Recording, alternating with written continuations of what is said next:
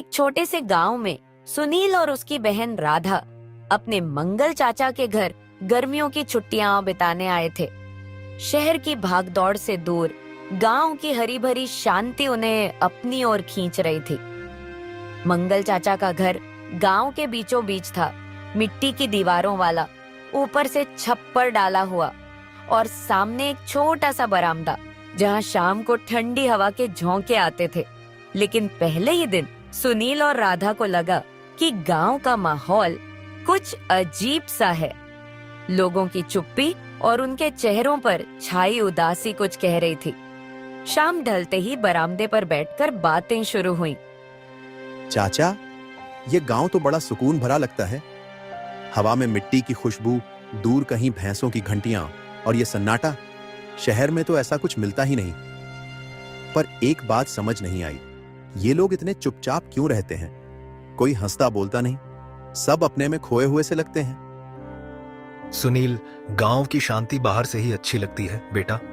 जो बाहर से दिखता है वो अंदर का सच नहीं होता। यहाँ की हवा में सुकून है, पर लोगों के दिलों में कुछ ऐसा दबा है जो बाहर नहीं आता। अंदर की बातें मतलब क्या चाचा? कुछ छुपा हुआ है क्या यहाँ? कोई पुरानी कहानी, कोई राज? आप कुछ तो बताइए। हम तो यहाँ नए हैं, हमें क्या पता। कुछ तो है बेटी, जो सालों से दबा हुआ है। यहाँ के लोग इसे जानते हैं, पर कोई बोलता नहीं, जैसे कोई अनकहा डर हो जो सबके मुंह पर ताला लगा देता है। गांव के पुराने तालाब की बात है सुनील। वो तालाब अब सूख चुका है, पर कहते हैं वहां कुछ ऐसा हुआ था जिसके बाद से लोग उस तरफ जाते ही नहीं। उसकी चर्चा तक करने से कतराते हैं। तालाब? वो कहाँ है चाचा? हमें दिखाओ ना। सूखा तालाब तो और भी मजेदार लगता है। क्या पता वहाँ कुछ देखने लायक हो। नहीं बेटी, वहां जाना ठीक नहीं। लोग कहते हैं वहां अजीब अजीब सी आवाजें आती हैं। कभी हवा की सनसनाहट, कभी पानी की छपछप, जबकि पानी तो वहां बचा ही नहीं। मैं नहीं चाहता कि तुम दोनों वहां जाओ। आवाजें? चाचा, ये तो कोई भूत की कहानी लग रही है। आप भी ना हमें डराने की कोशिश कर रहे हैं। सच बताइए ना, क्या हुआ था वहां? कोई ढंग की बात थी या बस अफवाह? ठीक है, सुनो। कई साल पहले एक जमींदार था, बंसीलाल। वो तालाब उसका था। बड़ा रौबीला आदमी था। गांव में उसकी तूती बोलती थी। एक रात वो वहां गया, किसी को नहीं पता क्यों, और फिर कभी लौटा नहीं। सुबह उसकी लाश तालाब के किनारे पड़ी मिली। सच में चाचा? क्या सच में ऐसा होता है, या ये बस कहानी है जो लोग डर के मारे बनाते हैं? सच झूठ का पता नहीं बेटा, मैंने तो खुद कुछ नहीं देखा, पर गांव वाले उस तरफ जाने से डरते हैं। कुछ कहते हैं रात को वहां रोने की आवाजें आती हैं, कुछ कहते हैं हवा में साया साया होती है। तुम दोनों भी वहां मत जाना, मेरी बात मानो। मंगल चाचा की बातें सुनकर सुनील और राधा की नींद उड़ गई। रात को चटाई पर लेटे हुए दोनों के दिमाग में वही तालाब घूम रहा था। सुनील को लग रहा था कि ये सब बस एक बढ़ा चढ़ा कर कही गई कहानी है, जबकि राधा को थोड़ा डर भी लग रहा था। अगली सुबह सूरज निकलते ही दोनों की आंखें खुली और चाय की चुस्कियों के बीच वही बात फिर शुरू हो गई। दोपहर में जब मंगल चाचा खेत पर गए तो दोनों ने एक दूसरे को देखा और बिना कुछ कहे योजना बना ली। चल तालाब देखने चलते हैं। चाचा खेत पर हैं, उन्हें पता नहीं चलेगा। मौका अच्छा है। हाँ चल, पर अगर सच में कुछ अजीब हुआ तो? चाचा ने तो मना किया था। क्या करेंगे अगर कुछ हो गया? अरे कुछ नहीं होगा, बस एक पुराना तालाब होगा, सूखा हुआ, पेड़ पौधों से भरा। डरने की क्या बात है? चल कमला को भी बुलाते हैं, वो गांव की है, उसे रास्ता पता होगा। कमला पास ही के घर में रहती थी। वो सुनील और राधा से उम्र में थोड़ी छोटी थी, पर गांव की गलियों और रहस्यों की उसे अच्छी खबर थी। सुनील ने उसे आवाज लगाई और वो अपनी माँ से इजाजत लेकर झट से तैयार हो गई। तीनों गांव के बाहर की ओर चल पड़े। रास्ते में खेतों की मेड़ों पर चलते हुए, दूर दूर तक फैली हरियाली को देखते हुए वो उस तालाब के करीब पहुँचे जिसके बारे में मंगल चाचा ने बताया था। हवा में हल्की सी ठंडक थी। बस यहीं से तालाब शुरू होता है। देखो, वो सामने वो सूखी जमीन, वही है। आगे जाने की हिम्मत किसी में नहीं होती। ये तो सूखा हुआ लगता है, पानी कहाँ है? चाचा ने तो कहा था तालाब है, पर ये तो बस मिट्टी और कंकड़ ही दिख रहे हैं। कई सालों से सूखा है राधा, पर लोग कहते हैं रात को यहाँ पानी की छप छप सुनाई देती है। मेरी दादी कहती थी कि ये जगह ठीक नहीं है। छप छप? शायद कोई मछली कूद रही होगी, या फिर कोई मेंढक।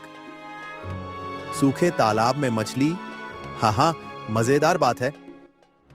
मजाक मत करो सुनील। मेरे दादाजी ने बताया था कि बंसीलाल की मौत के बाद से ये तालाब ऐसा हो गया। पहले यहाँ पानी भरा रहता था, मछलियाँ तैरती थीं, पर अब सब खत्म हो गया।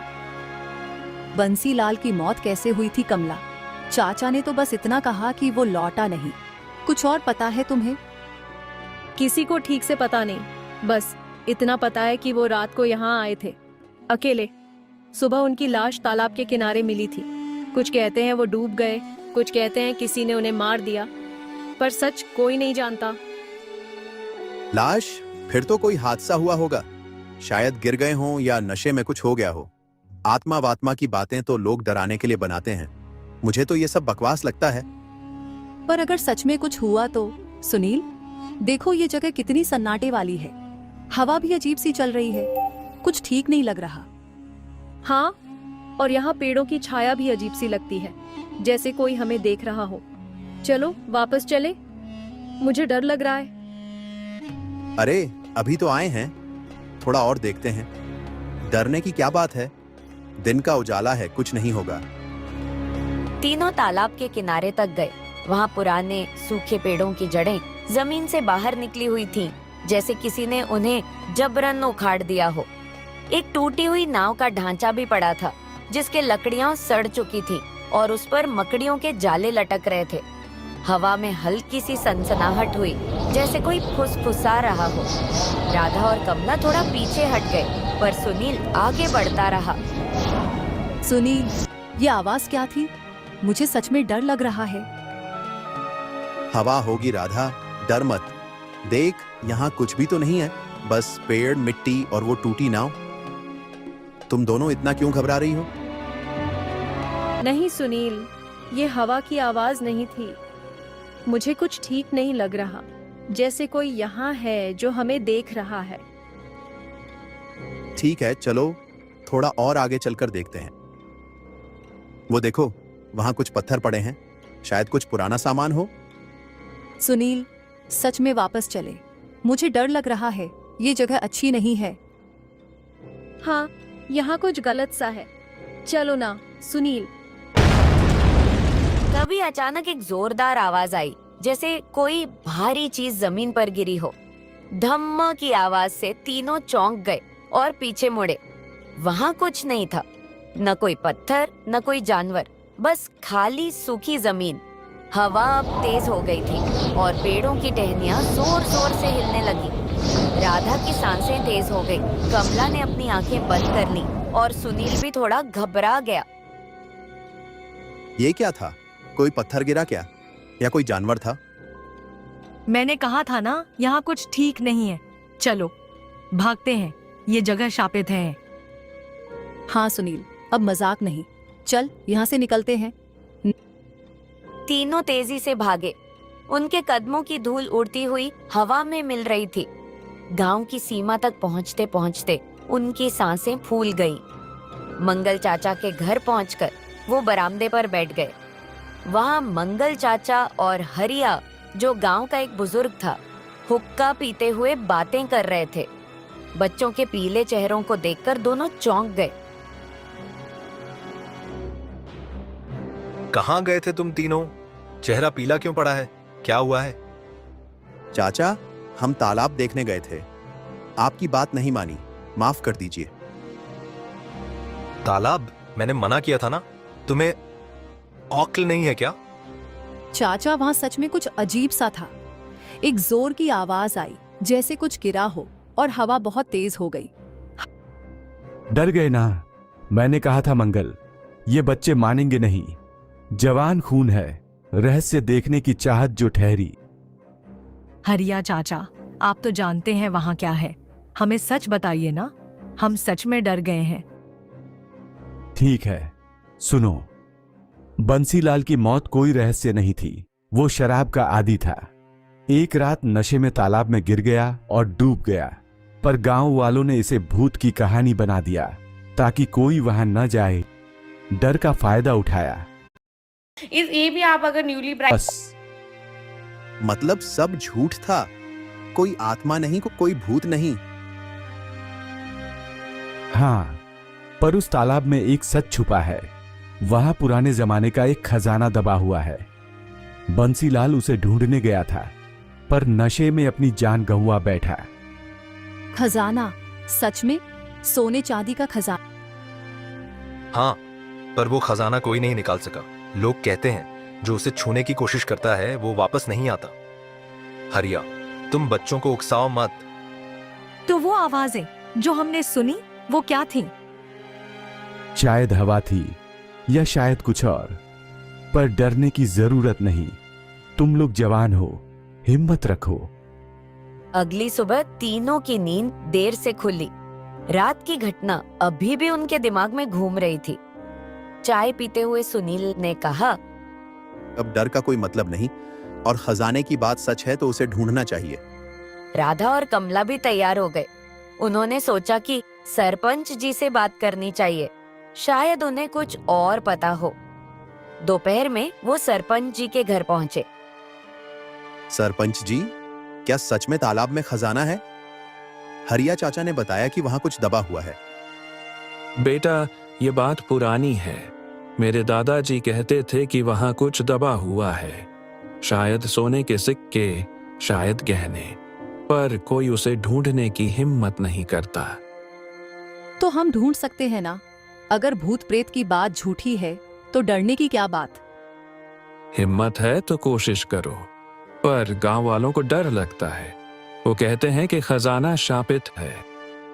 पर अगर सच में कुछ हुआ तो सुनील, हम कल ही तो वहां गए थे, और वो जो कुछ हुआ, वो सनसनाहट, वो जोर की आवाज मेरे मन से अभी तक नहीं गया। मेरी नींद में भी वो तालाब घूम रहा था। क्या पता वहां सच में कुछ अजीब हो। मैं तो कहती हूँ, सोच लो एक बार। अरे कमला, अब तो पता चल गया कि भूत वूत कुछ नहीं है। वो सब बस हवा का खेल था, या शायद हमारा डर हमें कुछ ज्यादा ही सुनाई दे गया। तू इतना क्यों डर रही है? कल तो हम भागे थे, पर आज मैं कहता हूं चलो एक बार फिर चलते हैं। इस बार डरने की कोई जरूरत नहीं, मैं वादा करता हूं। देख, मैं तो तैयार हूं, तू भी हिम्मत कर। तीनों फिर से तालाब गए। इस बार उनके साथ हरिया और एक नया दोस्त रमेश भी था, जो गांव का शरारती लड़का था। वहां पहुंचकर उन्होंने उस टूटी नाव के पास खुदाई शुरू की। सुनील, अगर खजाना मिल गया तो क्या करेगा? सच में स्कूल बनवाएगा? बस ऐसे ही कह रहा है। मुझे तो लगता है तू कुछ और सोच रहा है। कोई बड़ी तरकीब है क्या? बताना, हम दोस्त हैं। हाँ रमेश, गांव के लिए स्कूल बनवाऊंगा।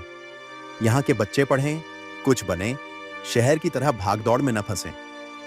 मेरे मन में तो यही है, पर तू क्या करेगा बताना? कुछ शरारत का इरादा है क्या? तुझसे तो उम्मीद ही है कि कुछ नया करेगा। मैं तो नई साइकिल लूंगा, चमचमाती हुई, जिसकी घंटी पूरे गांव में गूंजे, और शायद एक रेडियो भी, गाने सुनने के लिए। रात को चौपाल पर बैठकर फिल्मी गाने सुनेंगे। सबको बुलाऊंगा, तू भी आएगा ना? मजा आएगा, सोचकर ही मन खुश हो रहा है।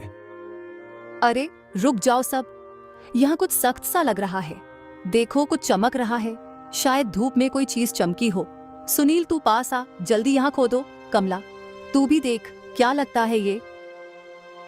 सच में राधा, कोई पुराना बक्सा है शायद। देखो तो, ये लोहे जैसा लग रहा है। जल्दी और खोदो, पता नहीं क्या निकले। हरिया चाचा, आप भी आइए, ये तो कुछ बड़ा लग रहा है। मेरे तो हाथ कांप रहे हैं उत्साह से।